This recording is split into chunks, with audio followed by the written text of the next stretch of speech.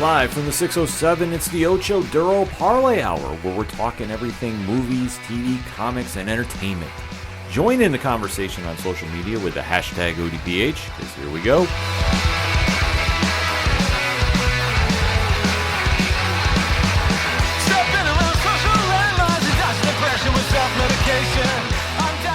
Welcome to an all-new edition of the ODPH podcast, better known as the Ocho Duro Parlay Hour.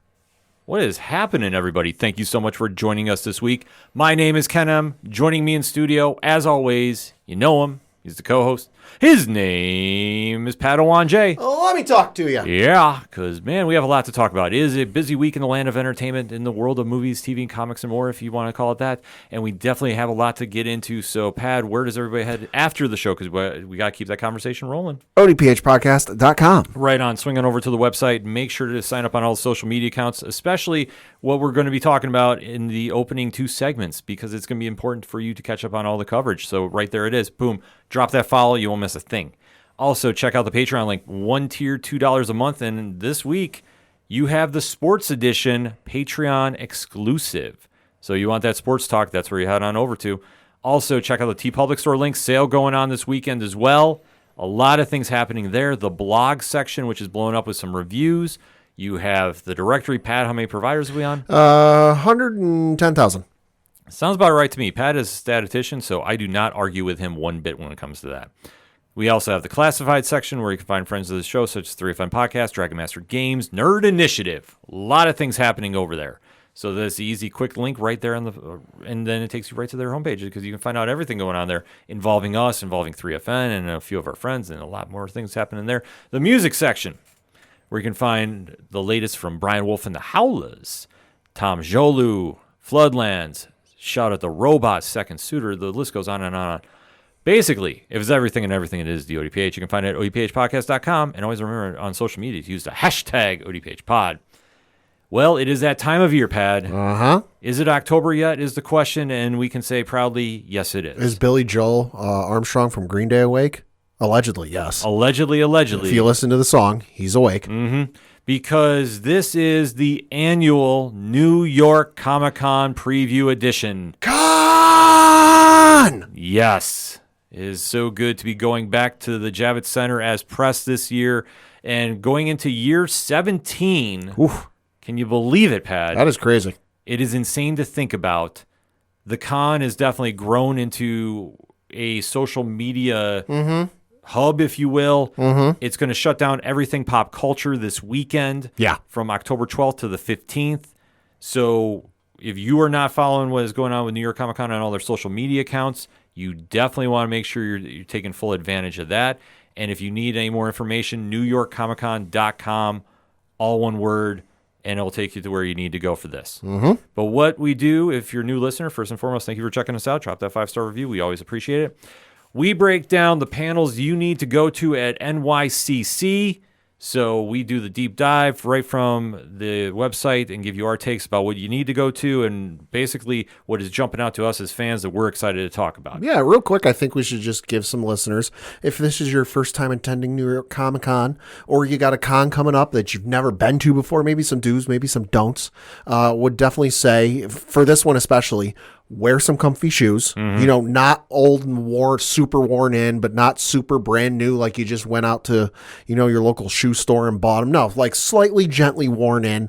You're going to be walking around a lot, so you don't want to wear your feet out. Bring a spare battery charger, to charge your phone or whatever device you have, because yes, there are technically outlets and electrical places for you to plug your devices in, but they're going to be few and far between when they're open. So bringing a spare charger is definitely a must. Bottle of water, because there's going to be a lot of people there. And this is true for any of the major cons. There's going to be a lot of people. You're going to get a little dehydrated walking around so much. So definitely bring a bottle of water. And also, if you are going to New York Comic Con, and this is your first time going to New York Comic Con, cannot stress this enough. Bring a bagged lunch. Mm-hmm. New York City food prices are expensive. Yes. If you've ever been to the city, you know this.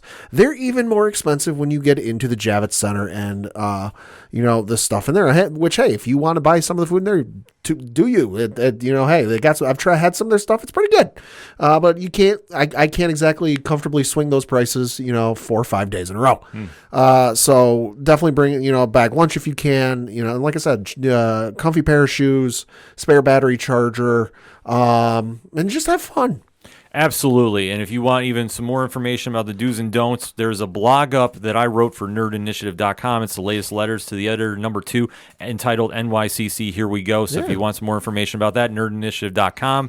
But let's get into the panels. This is what we showed up for, this celebration of fandoms. There's a lot going on this year. Obviously, with the strikes going on for SAG-AFTRA, still, that is going to play a little bit of a factor for this year. But the Writers Guild strike is finally done. The writers got their money. Awesome time. So let's celebrate and let's start talking some fandoms, Pad. Yeah, so the first one I'm going to mention takes place on Thursday, and all of these times are Eastern, by the way, 12:45 p.m. in the Empire Stage, and this is the Dragon Ball Special Panel. And the description of this one reads, delivering the latest information on the world-famous manga and anime franchise Dragon Ball. We talk about new developments in the Dragon Ball series, along with a mysterious new trailer. Also, the appearance of special guests. Close quote. So, obviously, we talked about a couple weeks ago, there is the supposed, rumored, leaked new series coming called Dragon Ball Magic. Yep. Would expect, as was predicted, this is where we're going to find out about it. Wouldn't be surprised if we get some of the video appearance from some of the voice cast from over on the Japanese side. Maybe we get some of the English voice cast there. They're not listed for like autograph sessions or photo ops, but they could fly in for a panel and if they're in town or something.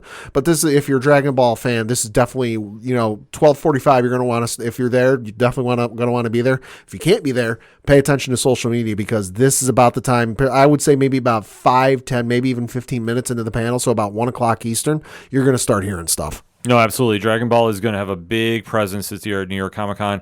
A lot of anime is definitely going to be in full force. So if you're an anime fan, you're definitely going to like a lot of the big panels this year. Yeah. So there's a lot, like I say, that's just one fandom to talk about. Me, I love talking comics, and kicking off my Thursday to go to panels is elsewhere in the DC multiverse. Ooh. So this is going to be an interesting one that's kind of spotlights what's going on with the current dawn of DC a little bit. Like, it hasn't been officially labeled that, but according to the website for New York Comic Con, quote, here directly for some of the superstar writers and artists that are creating epic new storylines that push DC's superheroes and supervillains beyond their limits in bold new adventures. So cool. The way I'm taking this is you're going to hear a lot of the dawn of DC storylines. Yeah, this is probably the DC equivalent of Marvel's next big thing that they do every year, where like if you are a DC fan and you want to find out, what they got planned, maybe some early look at some covers of upcoming comics, maybe even find out some new writers who are going to be jumping onto different books. This is going to be the panel to do it. Yeah, absolutely. DC's got a pretty loaded lineup this weekend. We'll get into a little more as the days go on. Pad, what you got up next? Up next is on Thursday at 1:30 p.m. in room 405, and this is definitely one that if you are in attendance and you are of a certain age, you definitely want to check this one out. This one is Rob Paulson, Tress MacNeille, Jess Harnell, and Maurice LaMarche, 30 Years of Friendship. With over and it says, quote, with over 100 years of collective experience between the four of these voice actors, there is no shortage of talent between Rob, Tress, Jess, and Maurice. Join these four friends and co-stars as they reflect on their extensive resumes and answer fan questions, close quote. So in case you're not familiar with who these folks are, you've got Maurice LaMarche, he's on Futurama, Teenage Mutant Ninja Turtles. He's also the Brain from Pinky and the Brain. You've got Jess Harnell, who's in a whole bunch of stuff, but he's also in Animaniacs, along with Rob Paulson, who was also in Animaniacs. He did Pinky, and he also did Yakko. Jess Harnell did Wacko, and then you got Tress MacNeille, who did Dot in Animaniacs. So you've just got four of the best voice actors in the business in the same room. I've been in the same room with Maurice, Jess, and Rob, and it is an absolute riot. I will say this. The last time I was in a room together with all three of them, Rob Paulson started to do the Countries of the World song from Animaniacs, and at that moment I could have died a happy man. Yeah, no, they always do a great job, like I say, especially in their voice acting. You got the creme de la creme, if I may say. Yes. So this is going to be one you definitely want to go check out, and they always put on a great performance. Like, I've gone in there a couple times, too, over the years, and it's always a blast. So you definitely want to check that out. And they're also, if you're there and you want to check it out and you're an aspiring voice actor, they are not afraid to give some advice. Yes. Next up for me, though, DC Heroes United, a GenVid interactive series, crafting superhero stories to put fans in charge. So this is going to be taking place on Thursday at 2:30, and going by the press release, GenVid reveals award-winning creative team behind DC Heroes United at New York Comic Con panel. What DC Heroes United, a GenVid active series, is putting fans in charge. The panel is pretty loaded. Okay. But Gail Simone is kicking it off, Randy Ma, Brian Bucelato, who has a great new book coming out this week, Midlife, so if you want to check that out via Image, Joshua Hale Felikov, and Stefan Bugia. Okay. So this is going to be one, like I say, it's definitely caught my eyes that I was like, okay, I heard about something was going on that was an interactive, but with the lineup of talented writers they have coming here for this is going to be something definitely to check out. Yeah. For more information on that, DCHeroesUnited.com. Okay. And you can kind of dive into what this interactive series is going to be about. But like I say, with the star power they have on stage for this is going to be something really fun. Sounds almost like the Walking Dead thing they announced. Kind of. A couple months ago, where it's like a fan interactive, like the fans control how things go kind of thing. That's interesting. Yes. Next up for me is at 3:45 p.m. Eastern, and it is in room 1C03. And this is From a Certain Point of View, Return of the Jedi, a Star Wars 40th anniversary celebration. And the description of this one reads, quote, on May 25th, 1983, Star Wars cemented its legacy as the greatest movie franchise of all time with the release of Return of the Jedi. In honor of the film's 40th anniversary, join an all-star panel of authors of a new anthology book that recreates iconic scenes from Return of the Jedi through the eyes of a supporting character, from heroes and villains to droids and creatures. This unique panel promises fun new insights into the characters and scenes of the film that you think you know, close quote. And some of the guests on this panel include Jason Fry, who is a noted Star Wars author. You've also got Danielle Page, Aaron Salt Rivera, Sarah Glenn Marsh, Tara Sim, Tim Hohler, and then also Adam Lance Garcia. So these books, if you're a Star Wars fan and haven't read any of them, are just fun. Even if you're not as big a Star Wars nerd and you've just seen the movies, you haven't seen it, you've seen the movies, you've seen the shows, you haven't read the comics, you haven't read any of the books, you are fine to read these books because they've done 3 of them. They did one for A New Hope's 40th, one for Empire Strikes Back 40th, and they just had one come out for Return of the Jedi's 40th. And like it said in the description, what it does is it takes it progresses through the book kind of at the same pace the movie progresses. And it takes one chapter, and it focuses on a side character. So an example I can give, in A New Hope, you've got the bartender in Mos Eisley, who, when 3PO and R2 come in, just says, hey, no droids, we don't allow their kind in here. There's a story in the A New Hope From a Certain Point of View from the bartender's perspective, and it explains why he doesn't allow droids into that bar. There's another chapter in the book where it's from when the 3PO and R2 first escaped from the Imperial Star Destroyer in the Tantive. And you got the gunner who trains the guns on him, and the guy says, oh, no, hold your fire. You find out what's going through that gunner's mind, and like he really thinks he ought to fire on it, but he doesn't want to disobey his commanding officer. Empire Strikes Back, there's one from Yoda's perspective before Luke gets there, and he talks with some folks. So like I said, these books are awesome, and they're just a fun read. Oh, absolutely. It's something that you definitely want to check out because it gives so much to you like, as a fan. Adds a lot of depth. Yes, which is always great because, when you go to these conventions, going to the panels, you want to get as much information as you can, and it's also just saying a thank you for the creative teams that are providing you this. And like I say, to get that much insight to your fandoms, like I say, that's just another plus of going to the cons.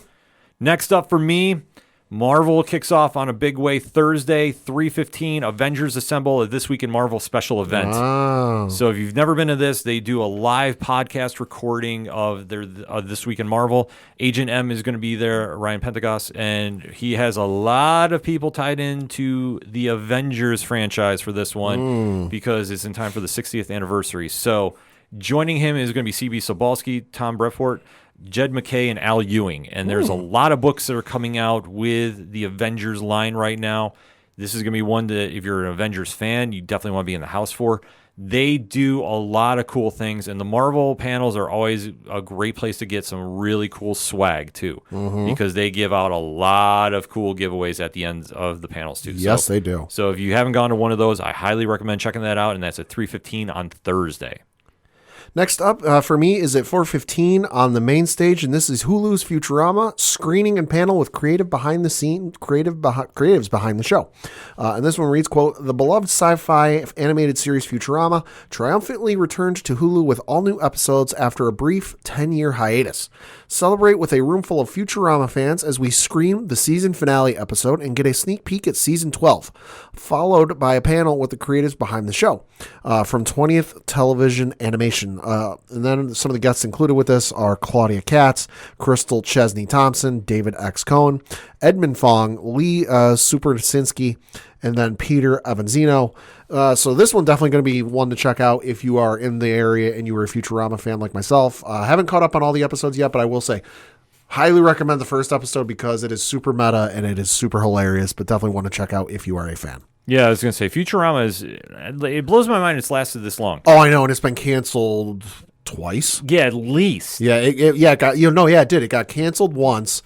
They did it like some direct to DVD movies, and then they came back, and then they got canceled again, and now they're back again. Yeah, you just can't keep a good show down. No, but that's the one power of fandoms, too. Like, if you are that passionate and your fellow fans are that vocal about it, too, yeah, you never know how loud your voice can get. This is true. So, not saying it's a sure shot, but I'm saying it's worth a shot. It's worth a shot taken, and you can see with Futurama, that's one show that definitely does that. Uh-huh.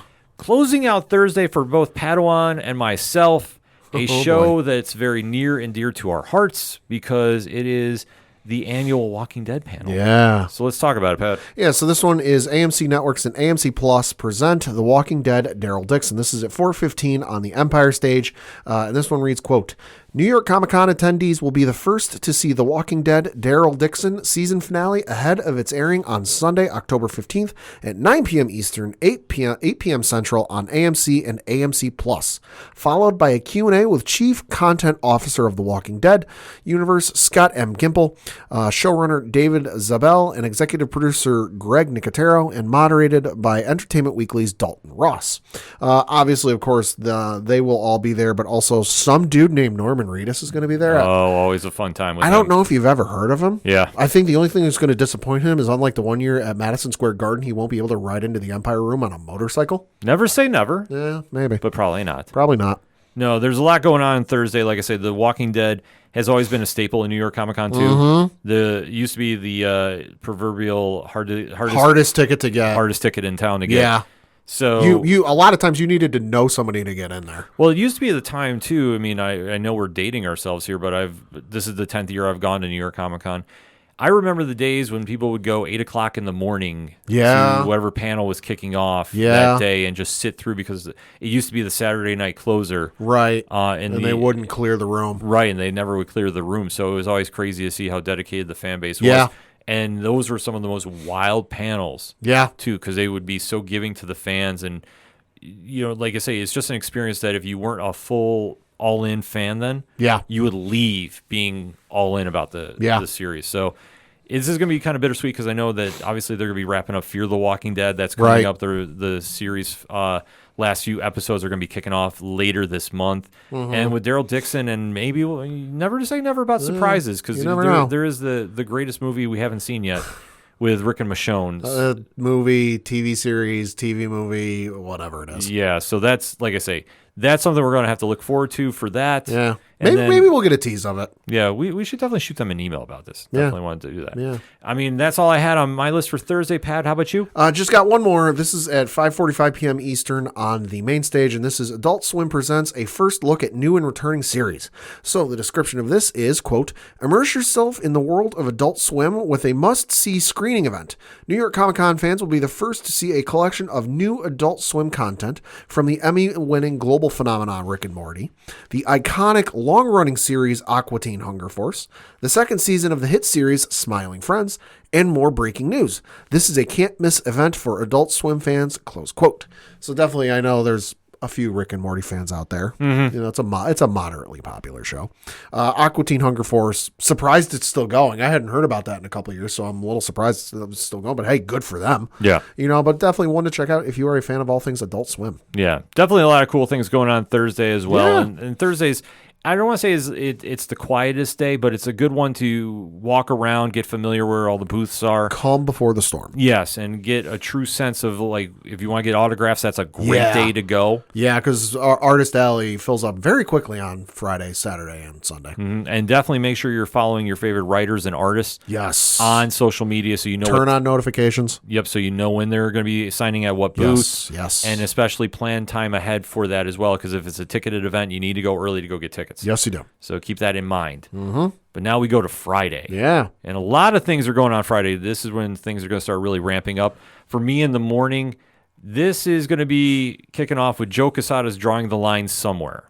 So if you've never gone to him when he used to do the Cup of Joe series when he was the Marvel EIC, it's always a fun time, and it's just him talking to the fans, and it's not just, you know, a sit down conversation. Like it's very captivating every time he does it. So this is going to be one that comic fans, if you want to just go get a little bit of, you know, like a perfect wake up for the morning, this is going to be something to definitely check out. Yeah. For me, it kicks off at 12:15 on Friday, and this one is in room 409, and this is Cyanide and Happiness, How to Make a Funny. The description of this is, quote, look behind the curtain and learn how Cyanide and Happiness came to be what it is today. Hear from the minds themselves on what makes them tick, also while watching behind the scenes and some early exclusive footage. Think you know funny? So this one definitely, if you've been on the internet at all in the last like 10, 15 years, you're familiar with Cyanide and Happiness. Some good stuff from them. They're very popular, very successful.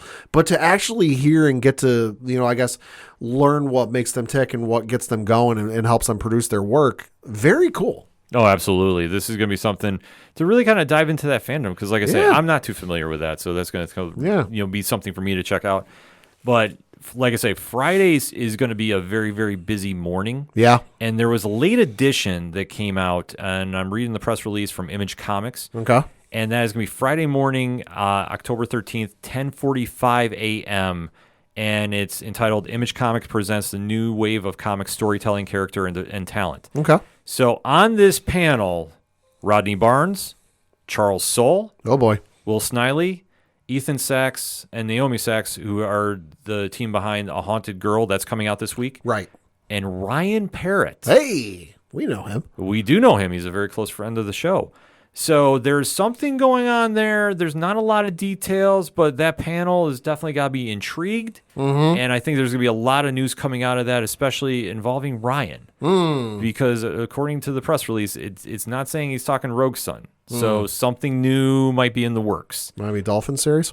I mean, if that's the case, you'll have to get it for me, or we'll have to get a neutral fan to do that because go Bills.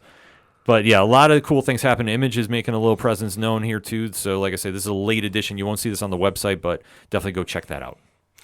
Next up for me is at 1:45 p.m. Eastern, and that is in room 409, and this is Digimon Adventure Past and Future. So the description of this, it says, quote, join Toei Animation for a Q&A with the producer of the original first 2 seasons of Digimon Adventure, followed by a special look at the upcoming new film, Digimon Adventure 02, The Beginning. Close quote. So this is super interesting just because, admittedly for me, I watched the original season of Digimon when it aired on television, Fox Kids, way back in the day, like the late 90s, early 2000s, whatever it is. And I kept up through season 2. Season 3 is kind of where I fell off just because it was on at a weird time I wasn't able to watch, and this is before DVR was a thing and before the internet is what it is. But to see it kind of have a resurgence in the last couple of years, especially with, you know, Digimon Adventure Tri, and then the reimagining of the original season of Digimon, which I know is on Crunchyroll. Caught a couple episodes myself. Highly recommend that if you're a fan of the original series of Digimon when it aired on TV.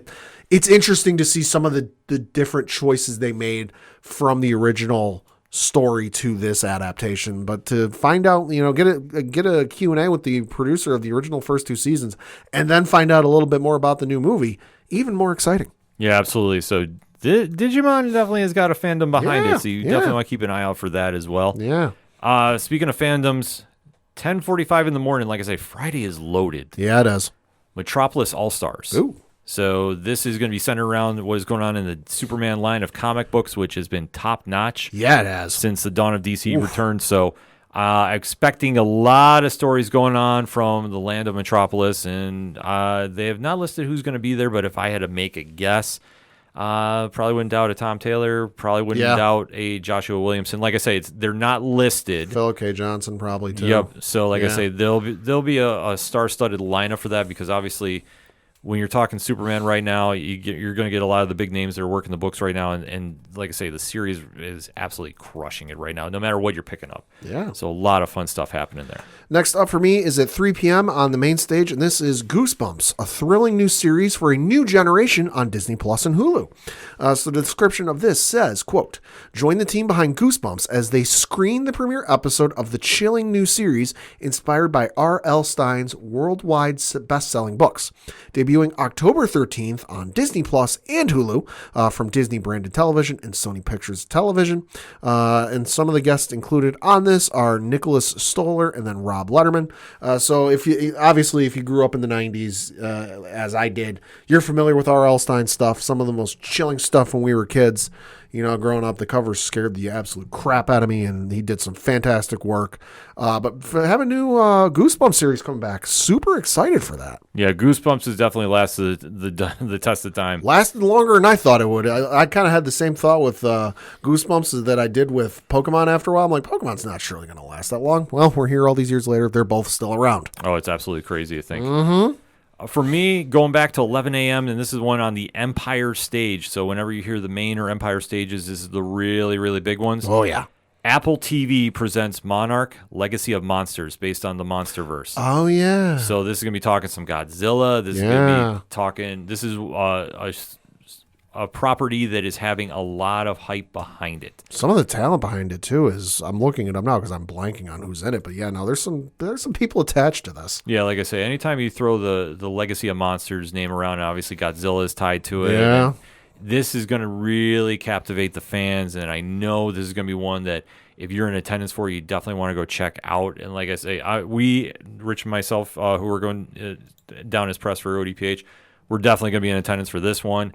And like I say, I expect this one to, I don't want to say sleeper pick, but I think this could be a sleeper pick for the one that really surprises everybody. Because the Monsterverse definitely has a fan base built in, but to see it now come with Apple TV, I'm expecting big things. Well, and especially when Toho over in Japan is so protective of the property, and, and understandably so. You know, as long as it's been around, for them to be willing to, branch out and try this, take a risk on it.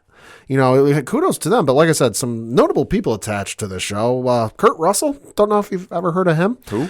Yeah, exactly. Christopher Heyerdahl, who you might not know the name, but he was in Under the Banner of Heaven, Hell on Wheels for 40 episodes.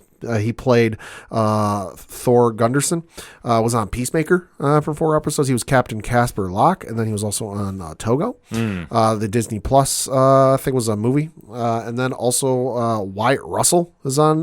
U.S. Agent. Yeah, he's on this as well, U.S. Agent. He was in 22 Jump Street, Overlord, Everybody Wants Some, and Cold in July. So there's some pretty big names attached to this. Oh, huge names. Yeah. Like I say, it made the Empire stage, so that's why you definitely want to go check that out. Like I say, whenever you hear Main and Empire stage, you know it's a big deal. Not on the Empire stage or the main stage, but still an important panel nonetheless.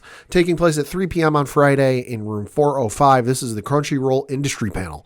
Not a whole lot to this one, but you can expect some big news out of it because this says, quote, hear about all the latest and greatest anime coming out of Crunchyroll straight from the source, close quote. So if you are an anime fan, you know very well that Crunchyroll is kind of the go-to source for anime here in the States. Yep. So any of the big stuff coming out on Crunchyroll, this is where you're going to find out about it. Yeah, this is definitely going to be a monster panel to go check out. Especially, let me just kind of lead into what I was going to talk next, and that's My Hero Academia. Yep. So that's going to be at the Empire Stage, 5 p.m. on Friday, and it's the original episode world premiere. This is going to be wild. I'm super excited to be in attendance for that. Nice. Like I say, My Hero Academia is just amazing. It's on my list of things to watch. It's a long list. It's a long one, but you know what? It's definitely worth the watch. Yeah. Next up for me is at 6 p.m. on the main stage, and this is FX's Archer exclusive screening. So this one reads, quote, FX's Archer, the hit animated spy comedy, returns to the Big Apple for one last blowout celebration. Join us for a can't-miss screening of never-before-seen footage and stay for additional surprises, including a New York Comic-Con exclusive giveaway and a very special announcement. Close quote. So, of course, Archer returning here very shortly, if it's not back already, for one final season. Going to get a look at that, and who knows what else you might get. Maybe like some sort of movie? Never know. Never know. You never know, and that's the beauty of con, that you might find out some information concerning that. Yeah. And like I say, it's just something about the fandoms you find out about, especially Archer. God, that's another one that I can't believe has lasted as long as it has. I tried watching it, and like I got through a couple episodes in the first season. It wasn't for me. It's an acquired taste. Yeah. Like there's nothing wrong with it. It's just, it really is acquired for Yeah. that. So next up for me, there's a panel that definitely caught my eye, and it just with the people involved, Jeff Johns and Gary Frank, it's the Mad Ghost Building the Future. So it's about their imprint going on 12/15 on Friday. A lot of comic news happening there. But the one that, and then another great one too, Star Trek Boldly going with IDW publishing at 3 p.m. Nice. If you haven't checked out the IDW stuff, they're absolutely killing it right now with their Star Trek brand. So it's going to be one to really keep an eye on. But like I say, when we're talking comics, Marvel, Amazing Spider-Man Gang War. Uh-oh. So saw the cover of that. Yes, we were very fortunate to be sent the press release for this from Marvel, and this is no joke. I understand how things have been with the Amazing Spider-Man brand since issue 25. We'll just leave it. We'll leave it at that. Yeah. But it looks like things are getting back on track to being the Amazing Spider-Man that we all know and love. This is going to be a panel with Nick Lowe, Zeb Wells, Greg Pak, and Erica Schultz. And they're talking literally this great new crossover that is taking place there. And like I say, if you're not ready for it, there's a lot of characters involved. This is like a throwback for me. Yeah. So I'm super excited to hear what they got to talk about Gang War. And like I say, the art they had for it, Ryan Stegman, I believe, drew it.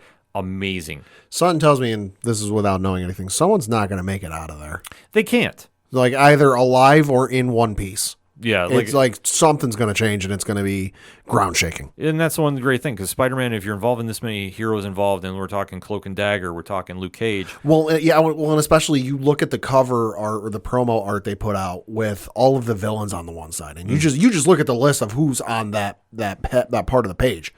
That's a heavy hitters list. Absolutely. Next up for me is at 6 p.m. in room 408, and this is Todd McFarlane Productions Spotlight panel. Ooh. So this one reads, quote, Editor-in-Chief Thomas Healy discusses the current slate of Spawn Universe projects, along with a few new announcements for the 2024 publishing schedule.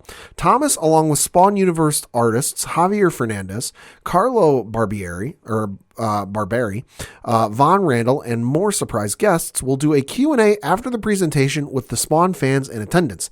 It is sure to be one hell of a time. See what you did there. Thank you. And you know what? Not wrong. Todd McFarlane. I mean, need I say more? No, you really shouldn't. Like the name itself gets fans excited. Wouldn't be surprised if he shows up and talks about a certain movie he's got planned. Wink, wink. Well, that's been one that has been on the burner there for a while. I was going to say it's had a lot of interest for quite some time. If there's anything I know about cooking, you leave it on the burner too long, you burn and ruin the meal. Yeah, but you know what? With everything connected to that, we keep on hearing the stuff of legend, it's coming. So it's kind of like the Flash movie. Yeah, exactly. So if we're gonna ever hear anything about Spawn, that's gonna be the place for it. And closing out for me on Friday, 4:30 p.m. Marvel Multiverse role-playing game, the official live play. So this is the brand new RPG that Marvel came out with. Yep. And if you're into RPGs, this is one to go check out. This is starting to pick up a lot of steam. I know a lot of fans are talking about it. Been a while since they've done one. Yeah, I mean, I remember playing the TSR game way back when. Not ashamed to say it, folks. I did. And I have this picked up. I just have not dabbled in it. Sure. It's on my things to do list, but it's a long list. My list it's growing. It's not getting shorter. So at some point, I'll definitely check this out. But as far as me playing it, but I wouldn't mind going to see this live and see how it's kind of all worked out. There's a lot of things to be said about the resurgence of RPGs too. Like I say, Dungeons and Dragons is very, very much ongoing, alive and well. And you think about everything else for like Magic: The Gathering and the stuff that's related to it. So I should Dungeons say. and Dragons Critical Role is going to be there. Yep, Critical Role is going to be there. I mean, obviously they're having a huge presence down there, to say the least. So there's a lot of big wins to be had for Friday and Thursday. Like I say, we're only halfway into New York Comic Con, but I think it's a good time to get a quick breakout. So hit us up on that hashtag ODPH pod. What is your thoughts about Thursday and Friday? What panels are jumping out to you on those 2 days? Hit us up and let us know. We're going to take a quick break. We'll be right back. Do you like comic books? What about movies and TV shows? Well, we may be the show for you. We're Hops Geek News, a weekly podcast that discusses comics, movies, and TV shows while featuring a beer of the week. Every week we chat about what we messed up on the week before, and then we dive into what we're reading and watching, as well as some news. We then wrap it up with a geek-themed topic of the week. You can find us anywhere you listen to podcasts by searching Hops Geek News. Cheers. Coming back for the special New York Comic Con preview edition of the ODPH podcast. Last segment we talked about Thursday and Friday. Now let's get into Saturday, which is arguably the most stacked day of the week, and Sunday to take it home, Pat. Yeah, so starting off for me at 1:45 p.m. on the Empire stage, this is the Star Trek Universe panel. Ooh. So the description of this is the fan favorite Star Trek universe returns to New York Comic Con, featuring a special advanced screening of an all-new episode from the current season of the hit Paramount Plus original animated comedy series, Star Trek Lower Decks. Plus, more exciting reveals and surprises for Star Trek fans in attendance. So who knows what you're going to get from this? Maybe a new show, season of a show you weren't expecting. Who knows? But it should be exciting stuff. It's definitely going to be very, very exciting. Yeah. So definitely you want to keep an eye out for that. For me, 10:45 in the morning is going to be a highly contested battle. I would say maybe on the lines of NXT versus AEW, possibly. Possibly, if you know, you know. We have TMNT, the next mutation of the Turtle Power from IDW Publishing. So everything going on with The Last Ronin is and above and beyond is going to be talked about there at 10:45. But the one that I'm giving the slight edge to just because of the impact it's made with the fans right now, and that is Skybound Entertainment and Image Comics, Transformers, and G.I. Joe, Welcome to the Energon Universe. So like I say, both of these panels are great to go, but the Energon Universe, if you have not jumped on board yet, holy smokes.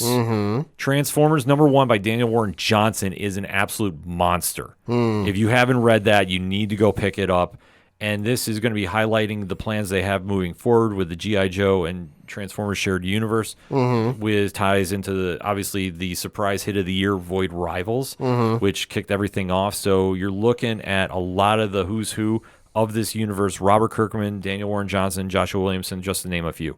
You're going to find out a lot of information about what they have planned, and it's going to be an exciting time. And like I say, they've already hit the ground running. So technically, it's like 5 issues in complete, and comics fans are buzzing about this. So like I say, this is probably my, as I've said numerous times, this is like my one AAAA because there's so much good stuff going on this entire weekend. But this panel is going to be one not to miss, along with the TMNT one. Like, I have to figure out how I can be 2 places at once because it's going to be tough, but I need to figure this out. You figure that out, you'll make a lot of people happy, and if you teach them how to do it. Yes. Next up for me is at 3 p.m. Eastern in room 406.1, and this is Water, Earth, Fire, Air, continuing the Avatar legacy. So this one reads, Abrams Books, Dark Horse Comics, Nickelodeon, and Magpie Games are thrilled to treat fans to a panel worthy of the Avatar. Join publishing's creators and writers of Avatar The Last Airbender and The Legend of Korra for an exploration of the beloved world. So some of the folks announced for this are Faith Aaron Hicks, James Mendez Hodes, and FCE. Notably, FCE is written like a good number of Avatar books. No, they've done at least 3 with Avatar Kyoshi, at least 2 or 3 with Avatar Yanghen, I think is how you say it.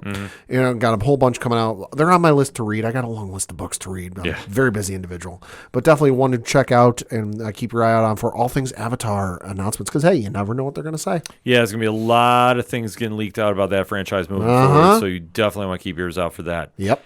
For me, like I say, Saturday morning is going to be an absolute monster. Dark Horse Horror Hour. So noon, Saturday, Kyle Starks, Leah Kilpatrick, Tate Brombill, David Dashman, and Aaron Sager, and somebody by the name of Scott Snyder. Nah, never heard of him. Talking all things horror. Oh, wait, we interviewed the guy. Yes, and we are going to be interviewing him sometime in the near future. Stay tuned. If you're a patron, you already knew this, so you already had the inside scoop. But for everybody else, stay tuned. ... So in the meantime, though, if it's the perfect time of year, it's horror season, Spooky season. Yep, a lot of things going on, so you can definitely go check that out and really hear some great tales. Like I say, it's a really star-studded panel, but like I say, it's just everything's coinciding at that time. So, like I say, when I'm saying Saturday is loaded, folks, Yeah, it does. it's loaded. Yeah. Next up for me is at 3:30 p.m. Eastern on the main stage, and this is Meet the Voice Cast of Final Fantasy VII Rebirth, hosted by Matt Mercer.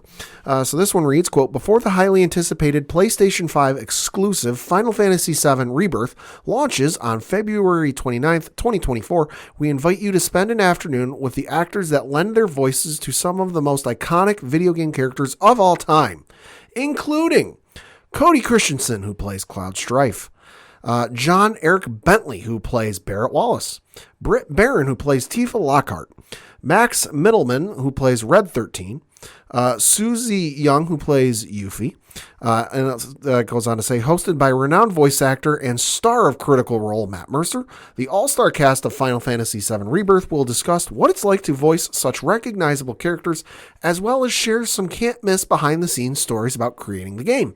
There might even be some surprise guests from Japan. Everyone that attends the panel will receive an exclusive poster featuring characters from the game. Oh, you can't beat that. Absolutely not. Super looking forward to this fucking game. Yeah. Just saying. Played through the first Final Fantasy VII remake. One of my favorite games in recent memory. Yeah, but the fact that video games are going to be featured in this stage, like I On say, the main stage. yeah, that's a big deal. Like, You know it's a big deal. exactly. I don't think, unless you go to New York Comic Con, like you don't understand how big of a deal that is. So, like, we're not just overselling it. Yeah. This is a monster. Usually it's like actor or actress interviews, reunion panels, screeners, or like, I know, what was it? The voice acting, where they read the movie scripts. I forget. I'm blanking on the name of it right now.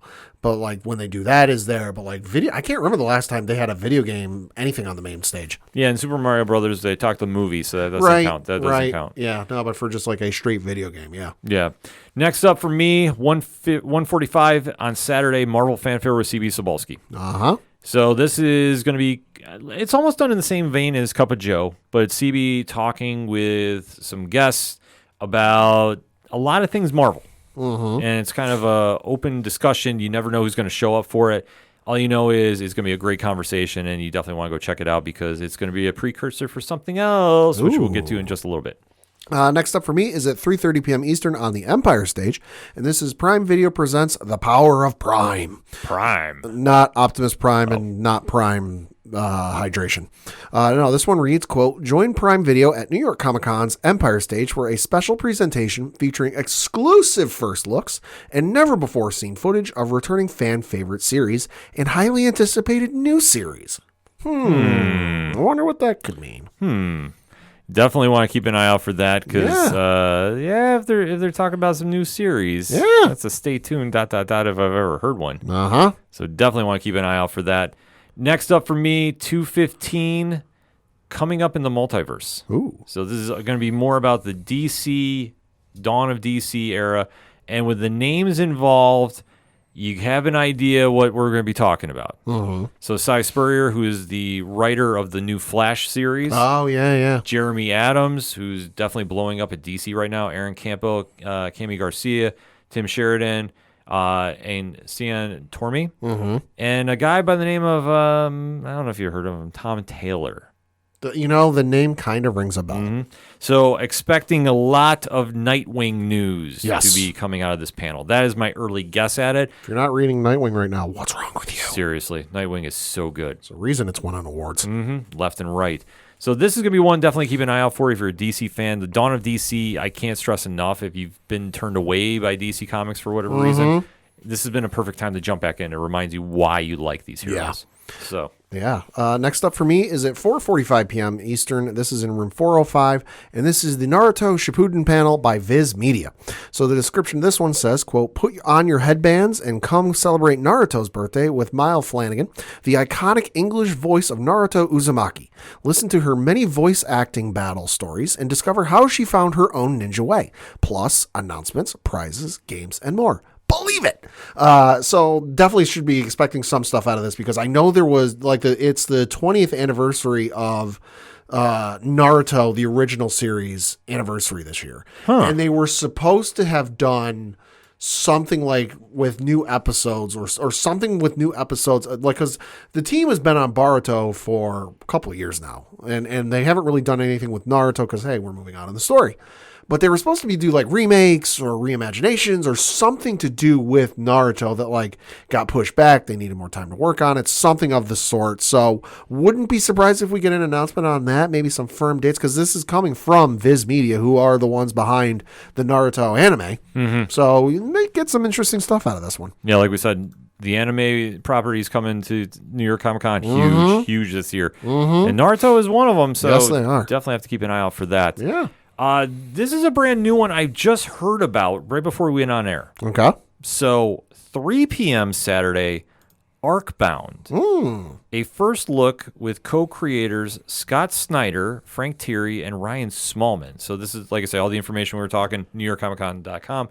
So this is a brand new book I have not heard anything about. But knowing the names, this is going to break me because I need to find out how to clone myself because of the panel I'm going to talk about next. But this is one that, I mean, obviously you put Scott on any panel, it's going to be a must attend. He's fantastic. He's the unofficial king of New York Comic Con. Right. But let alone you got him teaming up with Frank Thierry and then Ryan Smallman.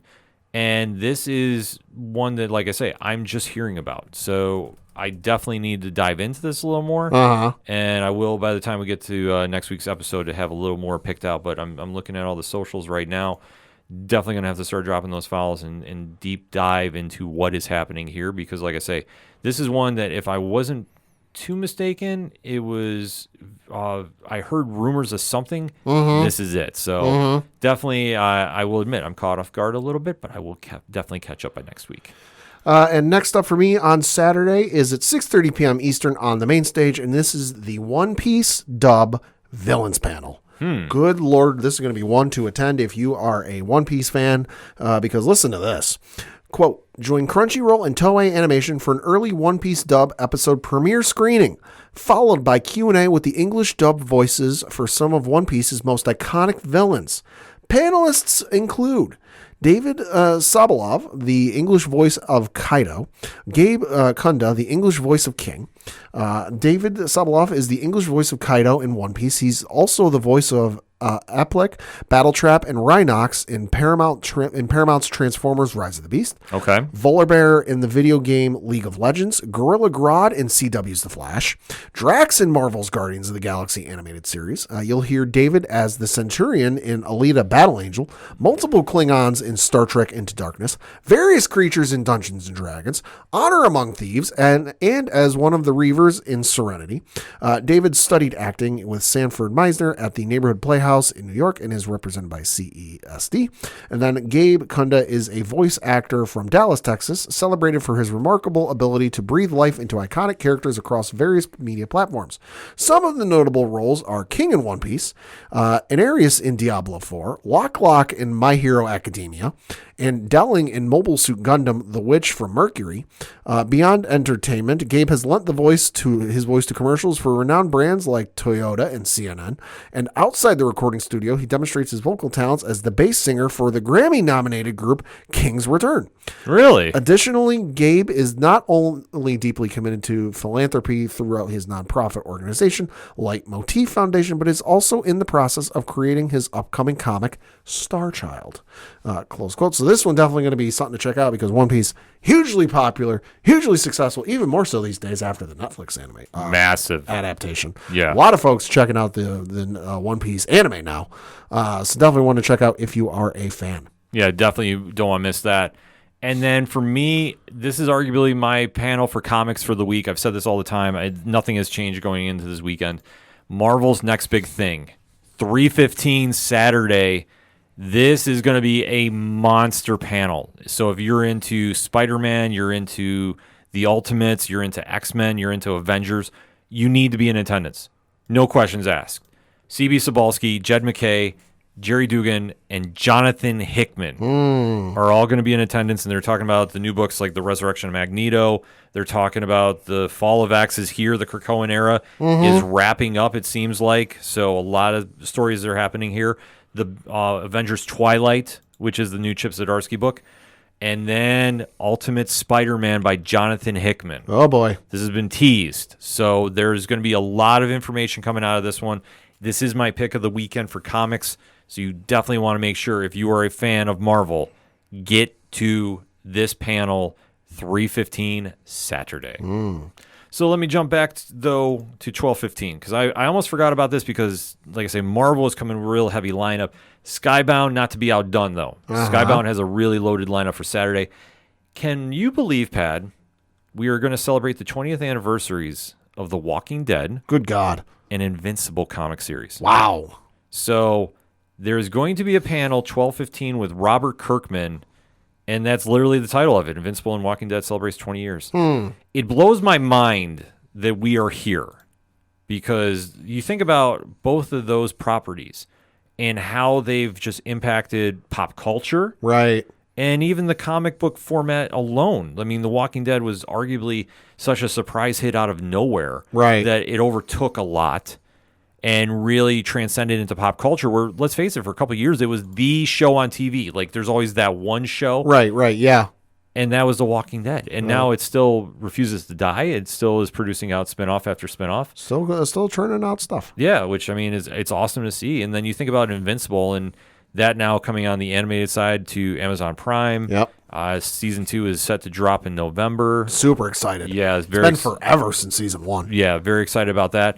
So, but to even think about what that comic has done for modern superheroes. Yeah. I mean, I always compare that with Radiant Black. Yes. For redefining what we know as the modern superhero in this day and age. Well, and it's also taking, let's face it, a genre which has been around, for like 100 years now. The superhero, the superpowered individual, and like taking a genre that, like, we all know, we all love, we've all read it at some point to various degrees, but like gone a different way with it. Yeah. Where they didn't go the Marvel way and they didn't go the DC way. They kind of like took both ways, threw them in a blender, added some seasoning and some spices, and came out with something admittedly very good. Oh yeah, completely caught everybody off guard, and to think about like the impact that's left. Yeah. Like, that's the one thing when you talk about books these days and characters and heroes, to see what is left is always astonishing, and the legacy they leave behind. Because I know when creators are getting into this mind frame, I don't think anybody ever thinks like that long term. Like, it's gonna go last the test of time, Right? Yet here we are, and it's such an amazing feat to see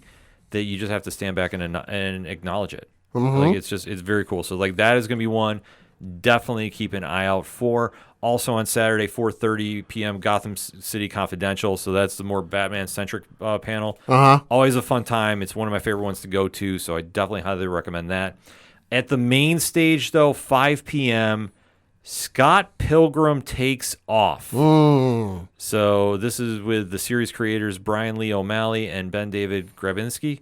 So this is about the upcoming Netflix series, and if you know anything about pop culture, Scott Pilgrim is definitely a very unique fandom there.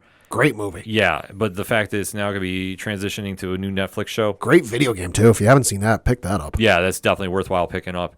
So, like I say, those are great for Saturday, but we'd be remiss if we did not mention about a massive one, a gigantic one. 6 p.m. Saturday night, Nerd Initiative presents Mastering the World of Makeup Design, featuring Oscar-winning makeup artist John Caglione Jr. So in this panel, you are going to have, I'm just going to read the description because I feel if I don't do it, I'm not going to do enough justice. Jump into the world of makeup and character building as Academy and Emmy Award-winning John Caglione Jr., Oscar for Dick Tracy, Emmy for Angels in America, the artist that helped bring Heath Ledger's Joker to life. Shows off his craft with a cosplay demonstration that shares stories of firsthand experience working on the movies and shows we love. Sponsored by Mayron Makeup, the leader of professional cosplay stage and screen makeup, end quote. All from NewYorkComicCon.com. So this is going to be huge. That's cool. Yep. We're going to have Michael Rothman, Mr. Marvelite, and our good friend, cell phone wallet keys himself, Mickey Smith, in the building. Okay. And there's some surprises going on. It's the Nerd Initiative team doing it. I will definitely be in attendance for this, and this is going to be a fun panel. Like I'm super excited to see it. The brand is taking off. Allegedly, the Marvel suits will be there to escort anyone out if they try causing any trouble. Yep. Allegedly. So, if you know the Marvel suits, you know what I'm talking about. Mm-hmm. Yes, they are rumored to be in attendance. Rumored. But this is going to be a fun panel. I'm super excited to see the team blow up like this, and really, this is I think the third major con that they've had a panel for. Nice. Not saying next year we're going to have a live turn of page, wink, wink, nudge, nudge, throwing that in the karma, but still, this is going to be a great panel to go see, and a great way to cap off Saturday night, too, because like I say, Saturday is so loaded, throughout the day, and I know I've missed a couple other panels, but honest to God, man, where do you go wrong? That is so loaded, I don't even know how you're going to find time to do anything else that day. Just saying. And then we transition to Sunday, Pat. Yeah. And what you got kicking off for you? Kicking off for me on Sunday is at 1:15 p.m. on the Empire stage, and this is Disney Plus original series Percy Jackson and the Olympians Sneak Peek. So this reads, quote, the highly anticipated Disney Plus original series makes its debut at New York Comic Con with an exclusive sneak peek. Based on the best-selling book by award-winning author Rick Riordan, Percy Jackson and the Olympians tells the fantastical story of a 12-year-old modern demigod, Percy Jackson, who's just coming to terms with his newfound divine powers. When the sky god Zeus accuses him of stealing his master lightning bolt, Percy sets off on an adventure of a lifetime with his friends Grover and Annabeth to find it and restore order to Olympus. Percy Jackson's and the Olympians will debut with a 2-episode premiere on December 20th on Disney Plus from Disney branded television and 20th television. So this show, admittedly, I know they did a movie, and I know the first movie did moderately well, and the second one, not so much. But I know the book series is super popular, and I think they've even got a new book coming out here in the near future. But the cast of this show is absolutely fucking bonkers, because you've got Walker Scobell playing Percy Jackson. He was young Adam in the Adam Project, most notably. Also in this show, just some of the names, because I don't have time to go through all of them. But playing the role of Zeus, the late, the great Lance Reddick. Oh, nice. Who you know from was in the John Wick franchise, played Silence in the Horizon Zero Dawn and Forbidden West games, among a whole host of other things. Fantastic actor. Yes. Also in the show, playing the role of Ares, some dude, you think you know him, Adam Copeland, formerly known as Edge in the WWE. He's playing the role of Ares. He is in this show.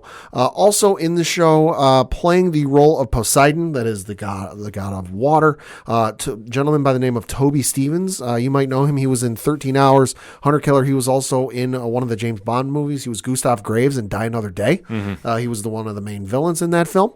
You've also got a gentleman by the name of Timothy Amundsen, Omundson. He's playing Hephaestus.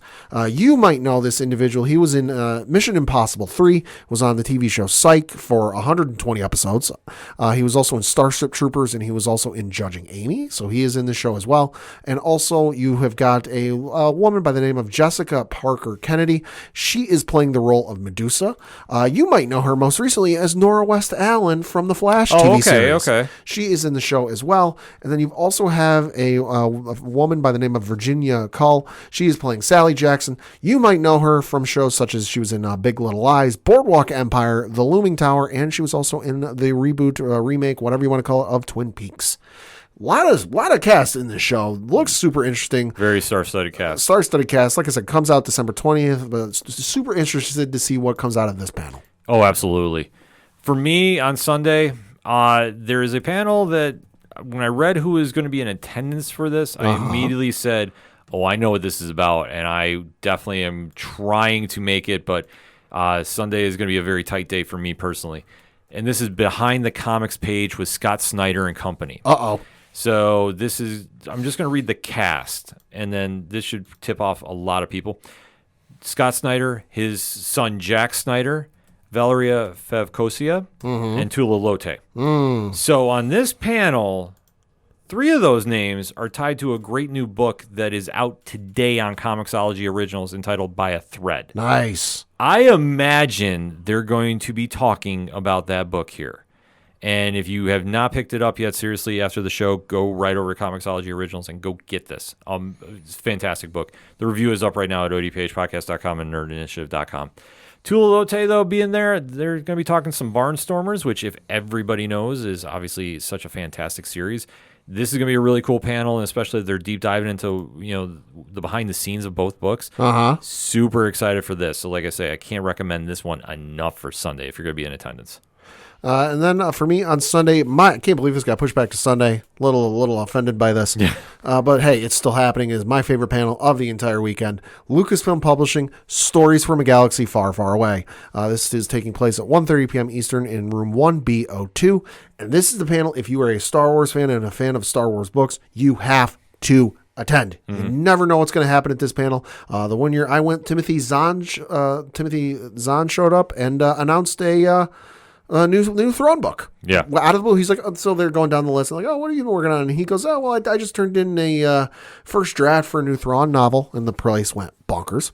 The description of this one, though, reads, from the days of the glorious High Republic to the age of rebellion to the time of the fearsome First Order. Join some of Lucasfilm Publishing's all-star authors, including Megan Cruz, Claudia Gray, John Jackson Miller, Charles Soule, and E.K. Johnston as they discuss stories from throughout the entire Star Wars saga, including reveals, announcements, special guests, and sneak peeks. Moderated by Lucasfilm Publishing creative director Michael Siglin. So in case you aren't familiar, obviously Charles Soule writes like every Star Wars comic these days. Fantastic work. Can't recommend it enough. Claudia Gray has worked on some stuff such as Star Wars Lost Stars, which is a fucking amazing book if you haven't read it. Yes. Came out in 2015, set during the original trilogy, young adult book, but not young adult by any stretch of the imagination. Also did some work with the High Republic. She wrote Star Wars The High Republic Into the Dark, and also Star Wars The High Republic The Fallen Star. E.K. Johnson wrote the Ahsoka novel along with Queen's Shadow, Queen's Peril, Queen's Hope, and The Crimson Climb. So definitely give some of those a read. And then John Jackson Miller worked on some of the, not so much recent stuff, which, hey, he's there. He might be writing something new. Worked on some of the Star Wars stuff. He did some comics for Knights of the Old Republic, Knight Errant, Lost Tribe of the Sith. He also did Star Wars Kenobi, which a lot of people consider like the prequel, unofficial, inspiration for the Kenobi series. He also did the Lost Tribe of the Sith short stories back in 2012. He also worked on Star Wars: A New Dawn and Star Wars: The Living. He's got the new one, Star Wars: The Living Force, coming out in 2024. So if you are a Star Wars fan, go to this panel. You will thank me later. Absolutely. No, this is always one that's a highlight of the weekend, and anything Star Wars is going to be absolute money. So Yes. this is going to be one to definitely check out. Yes.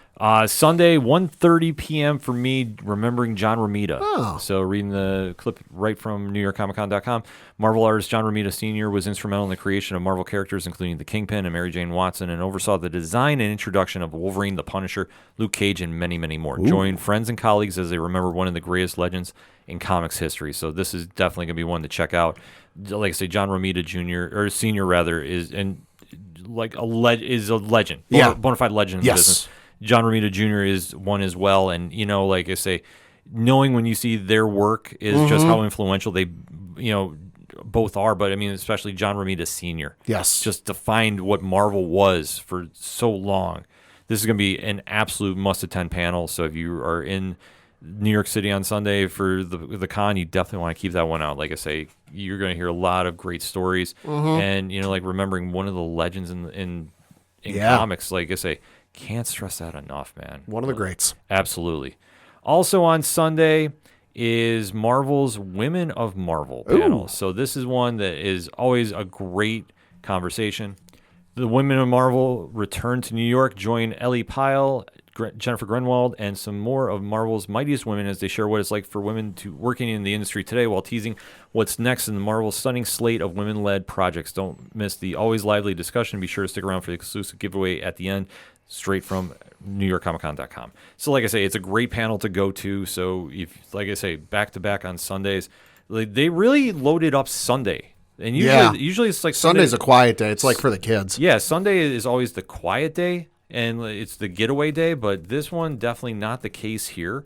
So you definitely have a lot to go for. And then my last one on Sunday, though, Invincible bringing Adam Eve to video games.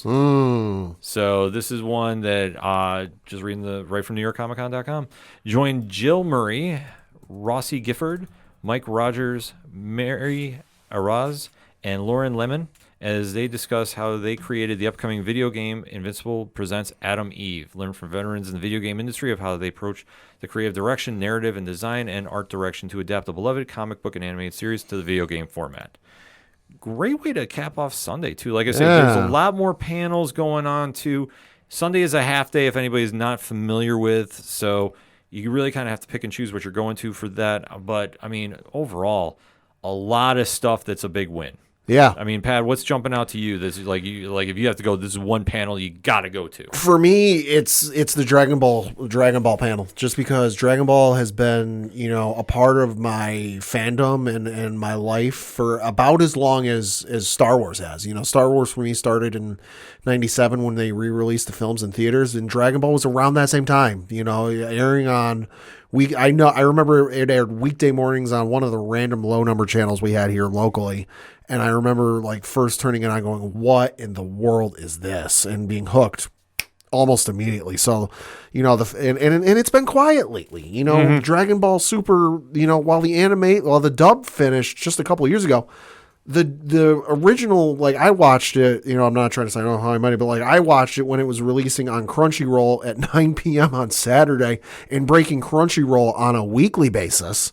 They're back in those days, you had to watch the episode on PC because your phone or your tablet or your TV would not load it. You needed to go PC, but I remember watching it when it was coming out, airing as soon as it finished airing in Japan. Yeah. And that was back in 2015, 2016. So the series has been, for the official canon stuff, has been quiet for a number of years now. And they've had the movies. They had Broly, which came out, and they had a Dragon Ball Superhero, which also came out. But you've got the manga that's ongoing, but in terms of the stuff on screen, it's been quiet. So to find out what's going to come next from that franchise and keep it going forward, I'm super excited to find out what it is and when I can watch it. No, that's a great pick, Pat. For me, I'm kind of torn because just for the overall weekend, the My Hero Academia one is jumping out to me. I'm super excited to go check that out. But, I mean, the comics one, as I've said multiple times, is 1A, 1AA, 1AAA. There really isn't a bad one. There's no bad panels, period. Right. But if I have to choose one, I really have to say, this is my go-to, is Marvel's Next Big Thing. I think there's going to be so much information coming out of this one that if you're a comic fan, you need to be in attendance for, or you need to be locked in on social media, because not saying this is the Hall H moment for comics, but there's a lot that's coming. So this is a super exciting time to be a fan. And like I say, if you're going to the Javits this weekend, be a fan, be respectful, enjoy learning about everybody's fandoms as you're standing in line, talk with some, fellow fans of if you see a Star Wars fan, go talk to them about Star Wars. You see about Marvel, talk DC, talk Lord of the Rings, talk Harry Potter, talk whatever, because that's how you build those friendships, and those are ones that last. And that's the whole thing about con. Celebrating your fandoms, thanking the creators, go buy some merch, go to Artist Alley, go meet some new creators, do something to just celebrate your fandom and be loud and don't back down from it. Because like I say, this is the best time of year to go, and pop culture is going to get shut down on the weekend. So like I said, from October 12th to the 15th, NewYorkComicCon.com for more information on that. And obviously, hit us up on that hashtag ODPH Pod. What's your thoughts about New York Comic Con? What panels are jumping out to you? And remember, if you're down at the Javits this weekend, Rich from 3FN and myself will be walking around. So definitely pop over, say hey. We'll have some swag to hand out, and we'll kind of go from there and start that conversation. That being said, we're going to take a quick break. We'll be right back. Hi, guys. This is Mac Room. I'm the writer of Inferno Go Red, and you're listening to the ODPH Podcast. Coming back for the final segment on this edition of the ODPH Podcast. Pad, what we got? Got a couple things to talk about. The first is some Star Wars news and some Star Wars audiobook news, because this is super exciting and interesting, if all things considered. So this is coming from the folks over at Del Rey Books, the folks who make and publish, well, they publish the Star Wars books. But this is news about the Essential Legends audiobooks. So they said, quote, "When we launched the Star Wars Essential Legends collection, one of the exciting things about the initiative was being able to create new audio editions for many of these books, some of which only had abridged versions or none at all. Recently, we had to pause on creating these new audio editions, but we know how important these editions are to our readers and always intended to return to making them. We appreciate all of your patience and interest, and we're pleased to announce the new Essential Legends audio editions are back in development, starting with some titles that we missed over the last year. Below is a list of the titles and when you can expect them to be on sale. These books will be up for pre-order from your favorite audiobook sellers soon," close quote. So Essential Legends is essentially taking the old Star Wars books before Disney bought them. And it's like, hey, these are the important stories, because there's a whole lot of books that came out in the entire history of Star Wars, but these are the important ones. These are the essentials that, like, if you want to go back and read some of these ones, these are the ones you should do. And like what they said, some of these didn't even get an audiobook adaptation. And the ones that did got abridged, because egregiously, I would say, a lot of Star Wars books back in the day were abridged. So instead of being like 12, 13, 14-hour listens, it's a lot of stuff cut out. They're like, oh, this isn't important for you to hear. We're just going to cut this. They really didn't start doing like full-blown unabridged audio productions until like the 2009 when they did the Fate of the Jedi series. A lot of other stuff was just abridged. And like, I remember there was one during the New Jedi Order series when Coruscant gets invaded and taken over. Like the whole sequence is just cut out. Yeah. They're like, when the capital planet of the entire galaxy gets taken over, we're just going to cut this. So some of the books that are going to be coming out for this are Outbound Flight, Star Wars Legends by Timothy Zahn, read by Mark Thompson. That's going to be coming out this December on the 19th specifically. And then you've got Star Wars Survivor's Quests, also by Timothy Zahn, read by Mark Thompson, coming out the same day, December 19th. Then you've got by Dave Wolverton, The Courtship of Princess Leia. That one is going to be read by January Lavoie, coming out on January 23rd of next year. You've got Yoda Dark Rendezvous, which was written by Sean Stewart. That's going to be read by Jonathan Davis. And then you've got one of the favorite books of a lot of Star Wars fans, if you've read the Star Wars books over the years. It's I, Jedi, written by Michael A. Stackpole, read by Mark Thompson. That one's going to be coming out on March 12th of next year. The post on readstarwars.com goes on to say, quote, "As we move into 2024, we have several more releases planned in the Essential Legends collection. We expect to be back to simultaneously releasing new audio editions for many of the Essential Legends books. With new paperback editions, look forward to more announcements about those titles in the future. May the Force be with you," close quote. So super exciting stuff over from those folks. Oh, absolutely. Yeah. Definitely want to check that stuff out. And then we got to talk about some DC news and some DCU news. And reading from an article on IGN.com, the headline says, James Gunn's DCU reportedly won't see any Justice League stars reprise their roles. I know, sky's falling. The article goes on to say, quote, "We knew James Gunn and Peter Safran's reimagining of the DC Extended Universe was going to be a shakeup, but now we're really starting to see how it's going to shake up. None of the Batman v Superman, Dawn of Justice, or Justice League stars, yes, that means Ben Affleck, Henry Cavill, Gal Gadot, Ezra Miller, or Jason Momoa, will reprise their roles in the new DC universe as Gunn and Safran reboot the studio, according to a report from Variety. As of now, we've already got our replacement for Henry Cavill's Superman, but the most of the other characters are up in the air. David Cornsweet, who is best known for his work in Ty West's Pearl and Ryan Murphy's Hollywood series for Netflix, will be taking over as Superman alongside Rachel Brosnahan as Lois Lane for Gunn's 2025 film Superman Legacy back in June. That said, we might know a little bit about Aquaman stars Momoa's future in Gunn's overall vision. Though the actor has thus far only played Aquaman within the comic landscapes, he is reportedly in talks to play Lobo as the DCU changes hand. Let's go. The actor has been rumored to be playing the somewhat villainous character for some time now, But what's new in today's reporting is that he's being eyed to play the character either in Superman Legacy, which will kick off Gunn's DCU on the big screen in 2025, or in a standalone film. Lobo is a fan favorite, an alien from the planet Caesarnia, and a fierce bounty hunter who, despite killing all the other inhabitants of his world, actually has a bit of a good heart. Today's news is also a little discouraging, however, for fans of Godot's Wonder Woman, whose future has been unclear. In August, Godot claimed that Wonder Woman 3, which was previously in the works but fell apart, would be coming under Gunn and Safran's revamp after all. Later that month, Variety reported that Wonder Woman 3 wasn't actually in development, although that didn't count out Godot appearing as the character in other movies and TV shows. In the meantime, a couple of other actors will also keep their parts in Gunn's new turn. Viola Davis, who was featured as squad boss Amanda Waller in both the recent Suicide Squad attempts, will continue her role in next year's Max series Waller, which was previously confirmed. According to Variety, she may even reprise her role yet again in the upcoming Superman project. Actor-wrestler John Cena will also return to lead Peacemaker, the Max series, whose second season is currently being written by Gunn. Gunn also recently clarified that Zolo Marduena will continue playing Blue Beetle in some capacity. All in all, it seems like Gunn and Safran mean business when it comes to turning over a new page in the comic for DC's film legacy. Let's see if these upcoming castings prove to be in support of a brighter future, close quote. Well, one, not super shocked. Nope. They're cleaning house, much like any new business owner does. They take a look at what's working, what's not, and if they want to start a clean slate. And I mean, let's face it.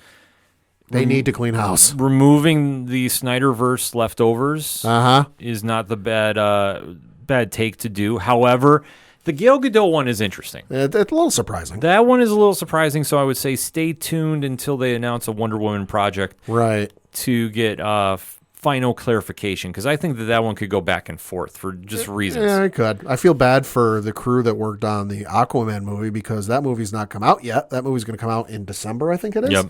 And that's going to kill it at the box office. Well, and I don't mean that in a good way. No, but I think at this point, too, Aquaman was already having an uphill battle. Yeah, there's a whole other story from Variety, which we're not going to get into here. Right. That's a whole other ball of wax you can read on your own time, but troubled is what I would say. Yes, so I think, unfortunately, that project has been doomed for quite some time. Yeah, the one thing I did read was it went through multiple reshoots. It's gotten at least 3 different cuts. There was the original cut they tested, which didn't test well with the audiences, so they recut it.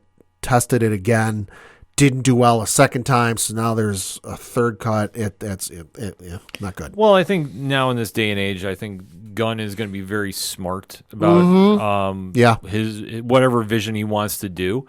And the one thing is, the Aquaman that Jason Momoa played was a different interpretation than we've seen. Yeah.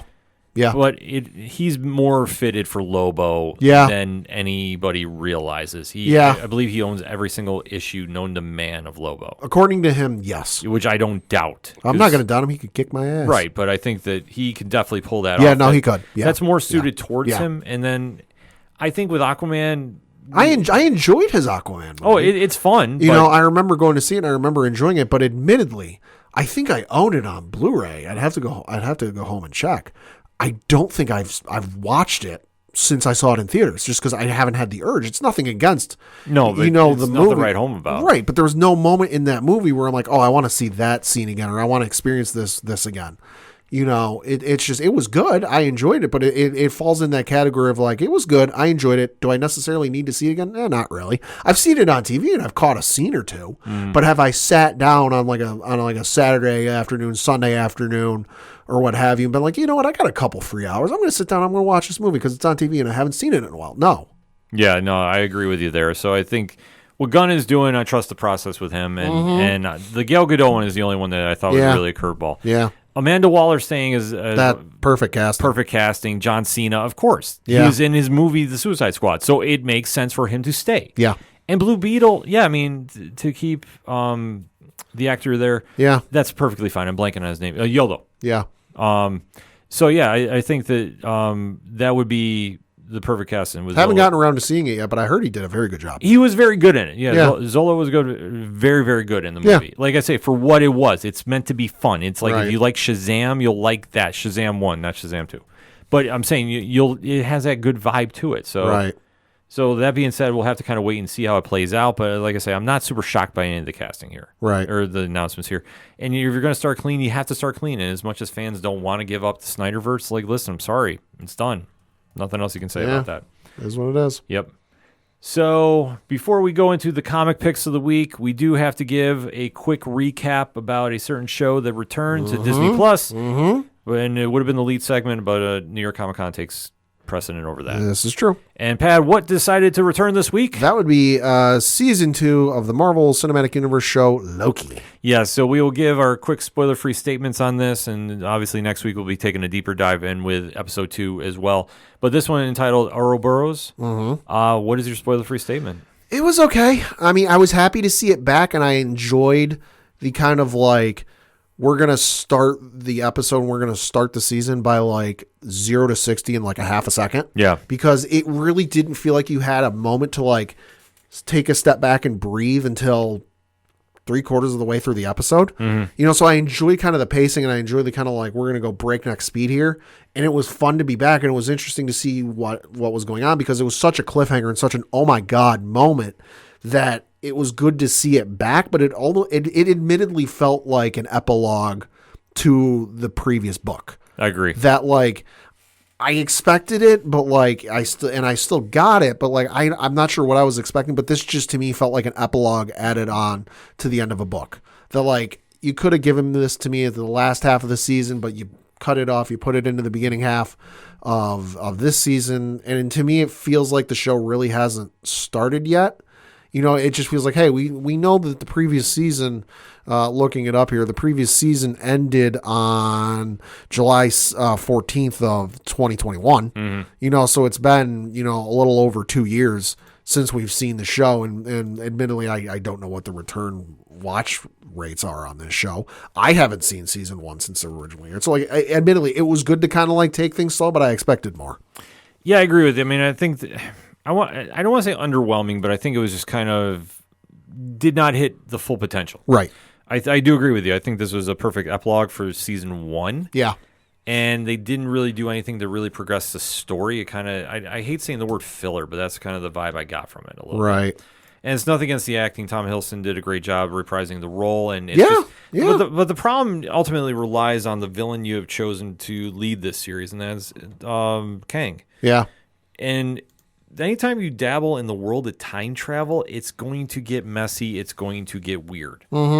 Doctor Who even struggles to pull this off completely, in my opinion. Yeah, I mean, for me, the best part of the episode was Ki Hue Kwan as OB. I love him as an actor. Yeah, he was great. He was the best part of the episode for me. Yeah, he was great in his role, but I think they didn't really do anything crazy to really progress anything. Like I said, it felt like an epilogue. Right. And I'm waiting to see what episode 2 does. Right. Because, like I say, with only 6 episodes, they got to make some ground up quickly. I mean, and without looking at like numbers or anything like that, you can kind of tell how the episode was received just in kind of like the social media talk in the time after. Where like, I know most people were talking about, you know, how Hulk didn't understand the rules of time travel, because the rules of time travel in this show are different than what happened in Endgame. And now we're talking about, you know, what happened with the poster and AI and all this other stuff. Yeah. Kind of tells you how it was received. Exactly. So the only promise was the end scene credits, which if you know the comics of recent years, you understand at least a possibility where they could be going. So like, I took that away as a great win.